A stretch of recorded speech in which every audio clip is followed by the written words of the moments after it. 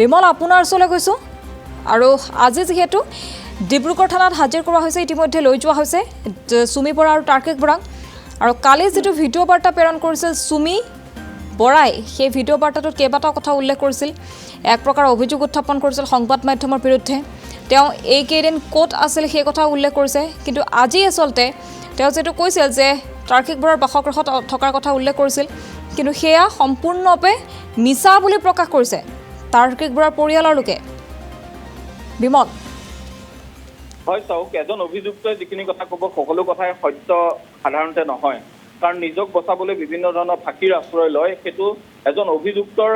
সেইটো একোটা কেৰেক্টাৰ গতিকে এই ক্ষেত্ৰত কি কথা কৈছে তেওঁ সেইটো এই মুহূৰ্তত ইমান গুৰুত্বপূৰ্ণ কথা নহয় কিন্তু আৰক্ষীয়ে তদন্ত ক্ষেত্ৰত কি পাইছে সেইটোহে এই মুহূৰ্তত গুৰুত্বপূৰ্ণ খবৰ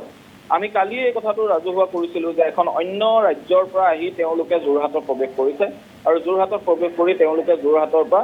অন্য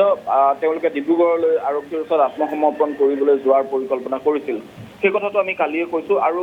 তেওঁলোকে আহি যে কৈছে বিগত এসপ্তাহ ধৰি যোৰহাটতে আছে যোৰহাটৰ বিভিন্ন স্থানত আছে সেয়া সম্পূৰ্ণ সত্য কথা নহয় সেয়া কেতিয়াও মানে বিশ্বাসযোগ্য কথাও নহয় যে যোৰহাটতে থাকিব কালিও ইতিমধ্যে আমাৰ সাংবাদিক তেওঁলোকৰ ঘৰলৈ গৈছিল তেওঁলোকৰ ঘৰৰ আমি তেওঁলোকৰ বৰদেউতাকৰ ইণ্টাৰভিউ ইতিমধ্যে কালি বজাইছোঁ গতিকে কালি যদি তেওঁ ঘৰত থাকিলেহেঁতেন আমাৰ সাংবাদিকে নিশ্চয় লগ পালেহেঁতেন বা তেওঁ বৰদেউতাকে যেতিয়া কথা কৈছিল তেওঁ নিশ্চয় এই কথাটো ক'লেহেঁতেন কিন্তু এইবোৰ কথা সম্পূৰ্ণ মনে সজা কথা এইবোৰ কেতিয়াও বিশ্বাসযোগ্য কথা নহয় আৰু সকলোৰে আঁৰত এটাই কথা আছে যে তেওঁলোকে নিজকে বচাবলৈ এতিয়া বিভিন্ন ফাঁকিৰ আশ্ৰয় ল'ব আৰু সেই তেনে ফাঁকিৰ আশ্ৰয় লৈ তেওঁলোকে এই কামখিনি কৰিছে ইয়াত আন একো জড়িত নহয় তেওঁলোকে নিজক বচাবলৈ বিভিন্ন ধৰণৰ তেওঁলোকে কূট কৌশলৰ কথা ক'ব বিভিন্ন ধৰণৰ কথা ক'ব আৰু তেওঁলোকে যদি পুৱাৰে পৰা যিমানকেইটা তেওঁৰ ইতিমধ্যে ভাষ্যৰ কথা আমি জানিব পাৰিছোঁ আটাইকেইটাতে দেখোন তেওঁৰ বিৰুদ্ধেই সকলো অভিযোগ আছে আটাইকেইটা অভিযোগেই তেওঁৰ বিৰুদ্ধে গতিকে ইয়াত তেওঁৰ সপক্ষে কোৱা কোনো কথাই মুহূৰ্তলৈকে অহা নাই অৰ্থাৎ মিছা মাতি আছে ইটোৰ পিছত কিছু মিছা মাতিছে তেওঁ তাৰ ভিতৰতে আছে দেখা পোৱা গৈছে যে তেওঁ যেনেধৰণে কথাখিনি কৈছে যে তাত কিবা তেওঁৰ সেই গোটেই বিষয়টোত তেওঁ কৈছে যে মই যোৰহাটত আছিলোঁ সেয়া মিছা বুলি প্ৰমাণিত হৈছে তেওঁ কৈছে যে মই ইতিমধ্যে কোনো ধন লোৱা নাই মই লাখপতি নহয় মই কোটিপতি নহয় যিগৰাকী যুৱতীয়ে নিজে 2 লাখ টকাৰ এটা হেণ্ডবেগ লৈ থাকে তেওঁ আকৌ পিছত কয় যে তেওঁ লাখপতি নহয় এটা হেণ্ডবেগেই যিজনে ব্যৱহাৰ কৰে 2 লাখ টকীয়া তেওঁ আকৌ লাখপতি নহয় বুলি দাবী কৰি থকা কিবা যুক্তি থাকে নেকি গতিকে এনেধৰণৰ বহু কথা আছে প্ৰতিবিলাক কথাই তেওঁ মিছাৰ আশ্ৰয় লোৱাটো স্বাভাৱিক কিন্তু সেইটোক লৈ এই মুহূৰ্তত আৰক্ষী ব্যস্ত নহয় আৰক্ষীয়ে সেই বিষয়ক লৈ নাভাবে কিন্তু বিমল আৰু এটা কথা উল্লেখ কৰিব লাগিব কালি যিহেতু তেওঁলোকক নিশাটো জিমখানা ক্লাবৰ এটা 21 নম্বৰ কোঠাত তেওঁলোকে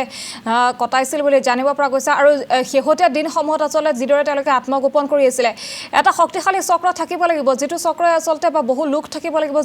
যিসকল লোকে সুমি বৰা আৰু তাৰ্কিক বৰা সহায় কৰি আহিছে কালি সেই কোঠাটো কোনে বুক কৰি দিছিলে এনেধৰণৰ বহু প্ৰশ্ন এতিয়া উত্থাপন হৈছে আৰু অতদিনে তেওঁলোকে কিদৰে আচলতে পলাই থাকিব পাৰিলে আৰু এই ক্ষেত্ৰত আৰক্ষীয়ে কেনেধৰণৰ অভিযান চলাইছিল এই ক্ষেত্ৰত প্ৰশ্ন উত্থাপন হৈছে এটা শক্তিশালী চক্ৰ থাকিব লাগিব যিসমূহ আচলতে গোচৰ এতিয়া যিটো ধাৰাত গোচৰ ৰুজু কৰা হৈছে সেই ধাৰাসমূহৰ ভিতৰত যিমানখিনি তথ্য আহি পৰিছে সেই ধাৰাত মানি লণ্ডাৰিঙৰ যিটো গোচৰ আচলতে সেই গোচৰ ৰুজু সেই ধাৰাত গোচৰ ৰুজু কৰা হোৱা নাই বুলি জানিব পৰা গৈছে বৰ্তমানলৈকে স্পষ্ট হোৱা নাই কিন্তু সেই কথা আমাক ডিব্ৰুগড়ৰ সাংবাদিকগৰাকীয়ে জনাইছে বিমল তেওঁৰ বিৰুদ্ধে যিখিনি অভিযোগ আছে সেই অভিযোগবিলাকৰ ভিতৰত প্ৰধান অভিযোগটো হ'ল যে তেওঁ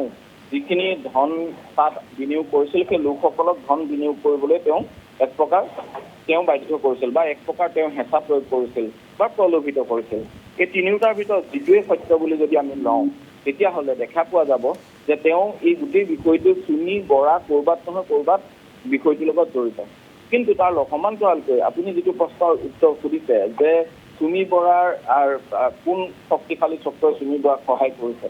সেই ক্ষেত্ৰত চাবলৈ গ'লে যে ইতিমধ্যে সুমি বৰাৰ যিকেইজন অধিবক্তা সেই অধিবক্তা কেইজনে ইতিমধ্যে তেওঁলোকৰ লগত যোগাযোগ কৰিছে অধিবক্তা কেইজনে যোগাযোগ কৰি সকলো ব্যৱস্থা কৰিছে কাৰণ অধিবক্তা কেইজনক তাৰ বাবে সকলো ধৰণৰ তেওঁলোকক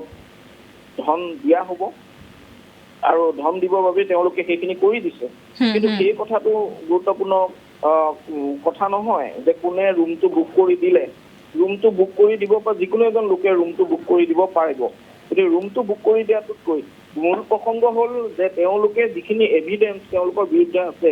সেই এভিডেন্সবিলাক যথোপযুক্ত হয়নে নহয়। আৰক্ষীয়ে এতিয়া সেই এভিডেন্সখিনিতহে গুৰুত্ব দিব লাগে যে ক'ৰবাত চুমিয়ে যেনেদৰে অভিসন্ধি কৰিছে তেনেদৰে বাচি যাবলৈ বিভিন্ন চক্ৰান্ত কৰিব পাৰে নেকি।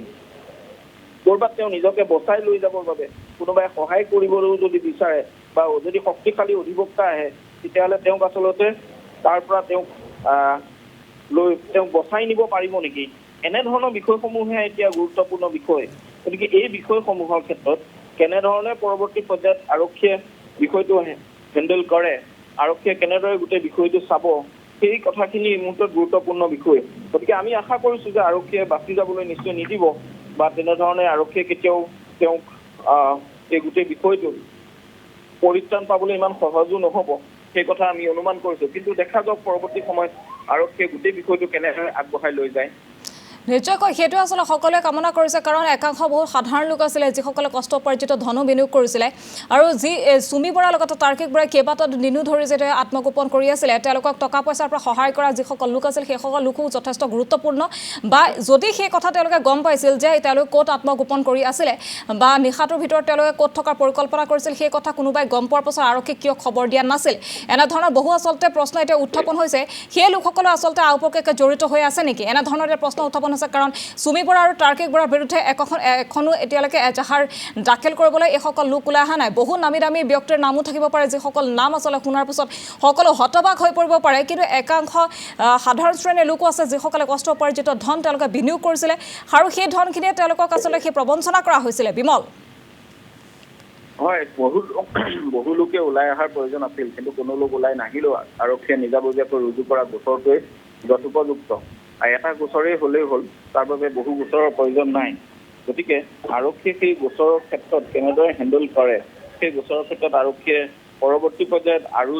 কোনো ওলাই নাহিলেও বাকীসকল লোকক হয়তো তেওঁলোকে ইতিমধ্যে বাকীসকল লোকক তেওঁলোকে একোজন সাক্ষী হিচাপেও ল'ব পাৰে। গতিকে প্ৰতিজন লোকে এজাহাৰ দিব লাগিব বুলি তাৰ প্ৰয়োজনীয়তা কিন্তু নাই। সেই ক্ষেত্ৰত আৰক্ষীয়ে যিহেতু নিজাববীয়া গোচৰ ৰুজুৱে কৰিছে, গতিকে আৰু এখন অন্যৰ এজাহাৰৰ তাত প্ৰয়োজনীয়তা একেবাৰেই নাই। কিন্তু বাকীসকল লোকক যিসকলে ধন বিনিয়োগ কৰিছিল সেইসকল লোকক পৰৱৰ্তী পৰ্যায়ত সেইসকল লোকক একোজন সাক্ষী হিচাপে বিবেচনা কৰি তেওঁলোকক আগবঢ়াই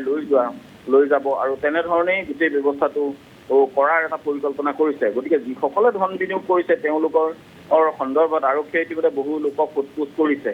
ধন বিনিয়োগ কৰা আৰু তেওঁৰ পৰা উপহাৰ পোৱাও বহু লোকক ইতিমধ্যে আৰক্ষীয়ে সোধপোছ কৰিছে। সেইসকল লোকৰ ভাষ্য ইতিমধ্যে আৰক্ষীয়ে লিপিবদ্ধ কৰিছে। গতিকে লিপিবদ্ধ ভাষ্যৰ পিছত তেওঁলোকে কেনেধৰণে গোটেই আৰক্ষীয়ে পৰিকল্পনাটো কৰিব, কেনেদৰে আগবঢ়াই লৈ যায়, কি হ'ব, পৰৱৰ্তী পৰ্যায়ত তেওঁলোকে ইয়াৰ পিছত অতিৰিক্ত কিবা তথ্য প্ৰমাণ তেওঁলোকক প্ৰয়োজন আছে যদি সেয়াও আৰক্ষীয়ে পৰৱৰ্তী পৰ্যায়ত বিচাৰিব। গতিকে এনেধৰণে দুখে গোটেই বিষয়টো আগবাঢ়ি যাব। গতিকে সেয়া কেনেদৰে আগবাঢ়ে সেয়াও পৰৱৰ্তী পৰ্যায়ত নিশ্চয় আমাৰ জ্ঞাত হ'ব বা আমি সেয়া দৰ্শকসকলক পৰৱৰ্তী পৰ্যায়ত আমি জনাই যাম।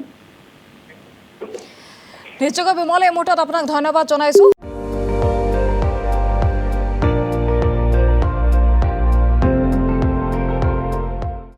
আপুনি চাই আছে ND24, সৰ্বশ্ৰেষ্ঠ নহয় সৰ্বোত্তমৰ দৌৰ।